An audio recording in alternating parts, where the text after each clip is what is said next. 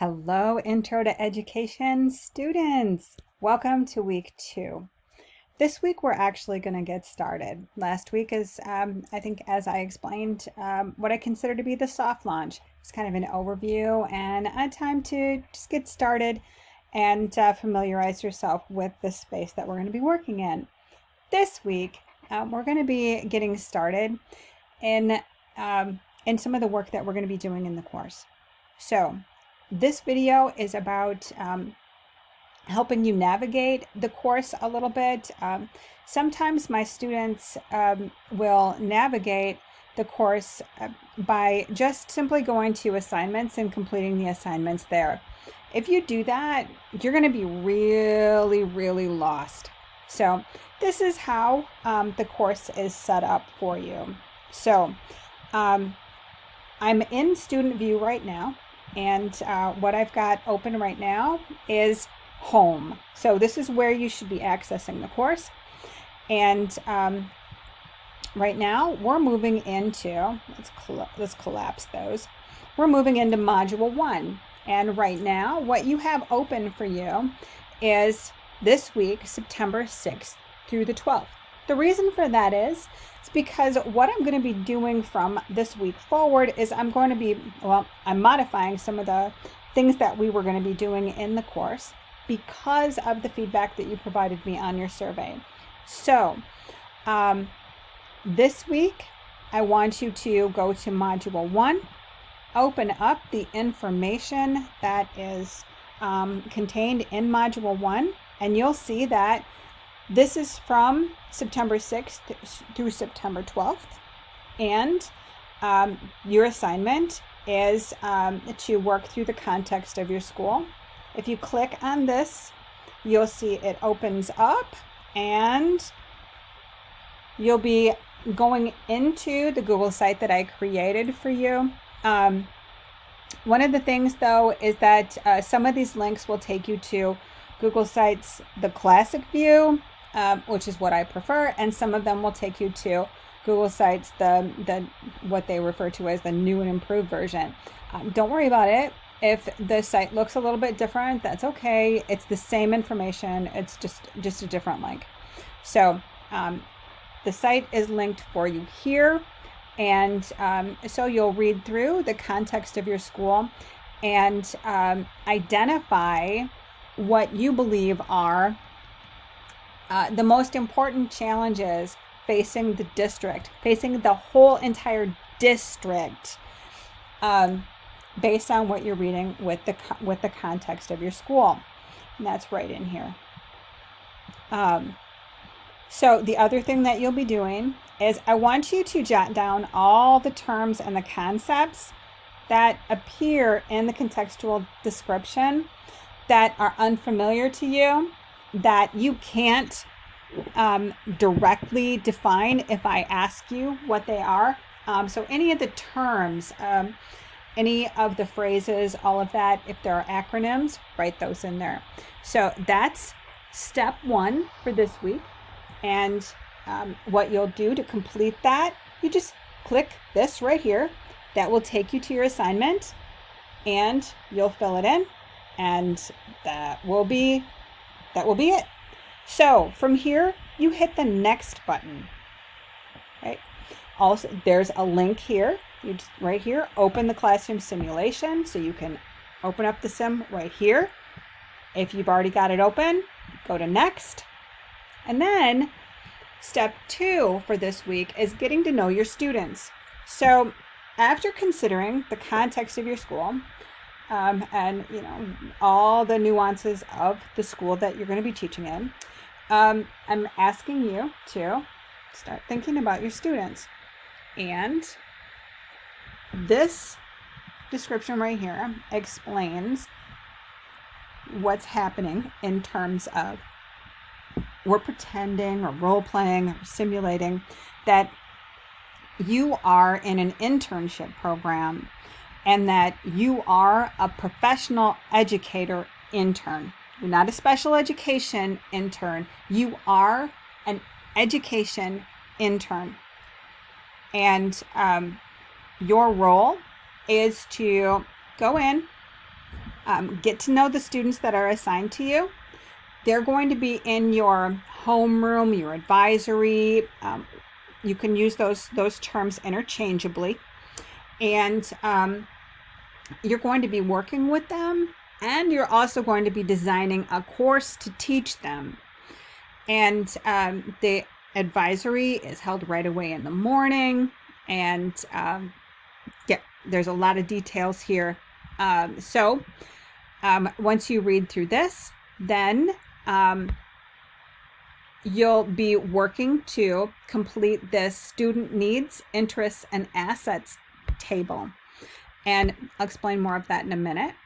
But if you hit the next button, you'll see find your assigned students here.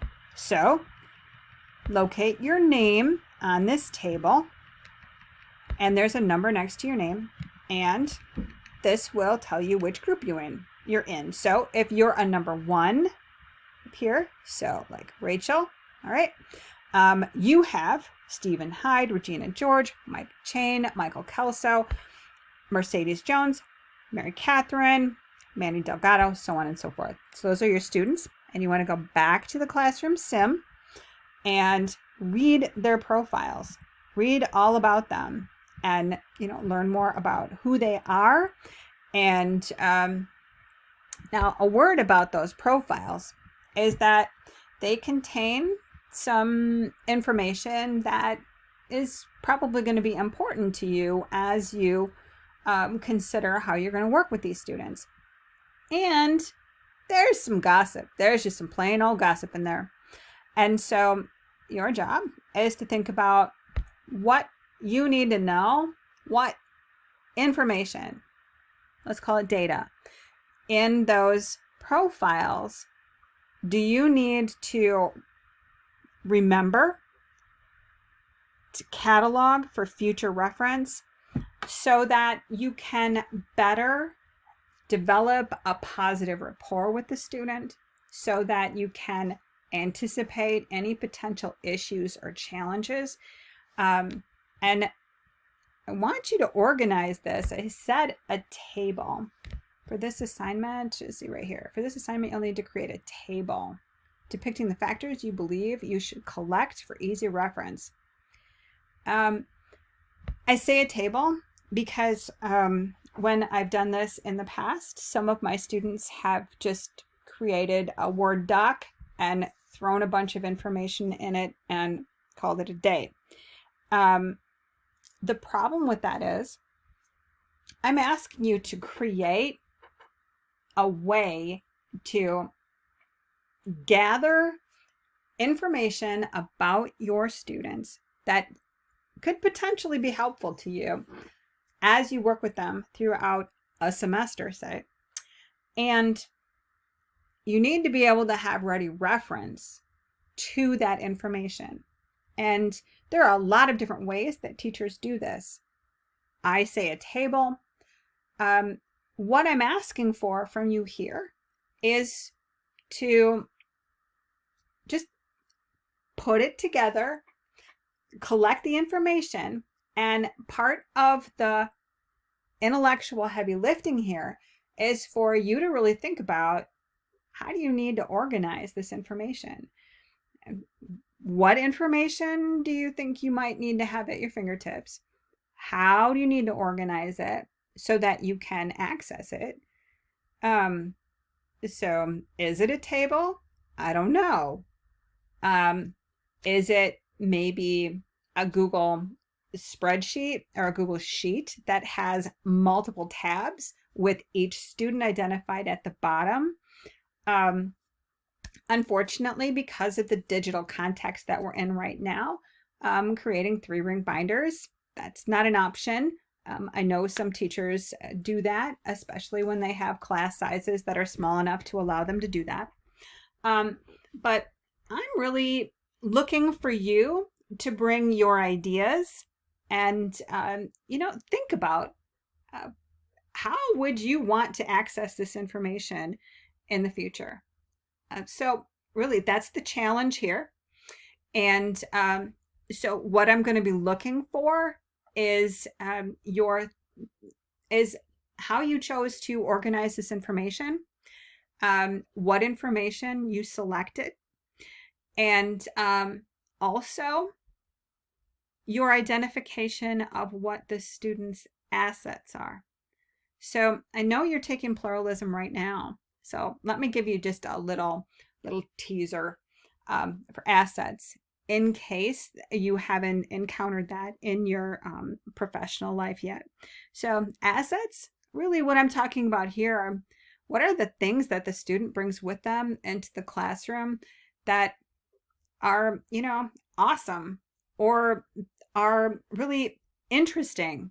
For example, some of the guys that I've worked with in the past are huge gamers, and a lot of their teachers look at them and have looked at them and just, scoffed and like, that rots your brain. Well, that's crap. That's not the case.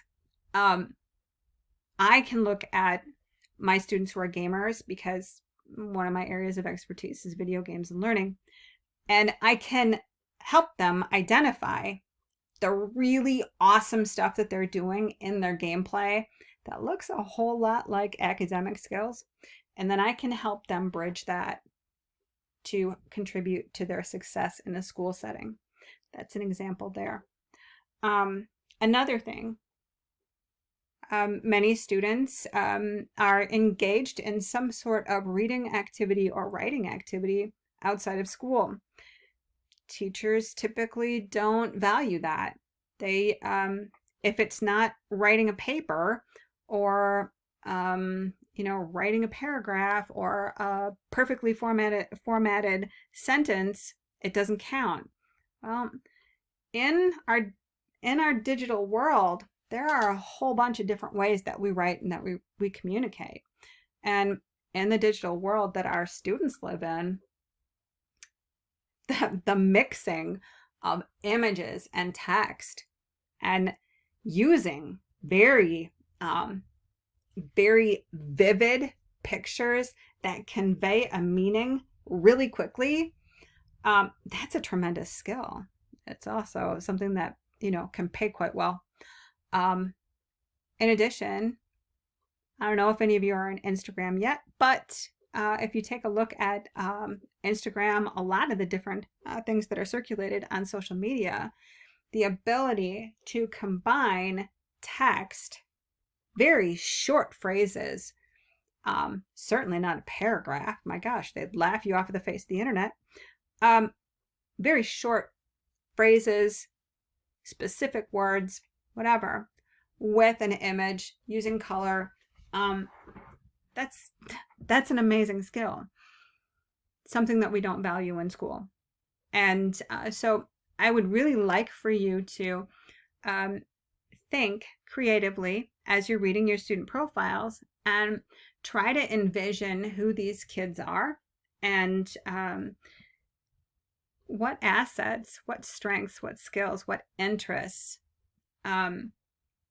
what characteristics of their personality that's described for you could be used as assets, could be used to help them see their value, their worth, their intelligence, to help build their self-confidence, their academic self-esteem, all of those sorts of things. So I want you to think about this very broadly. And I know for some of you, this will be, your first time really thinking about this.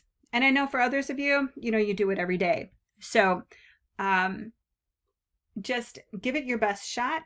If you're running into difficulties, let me know. I'm here to help. Remember, my job is to support your learning. So give me a shout out if you need any assistance.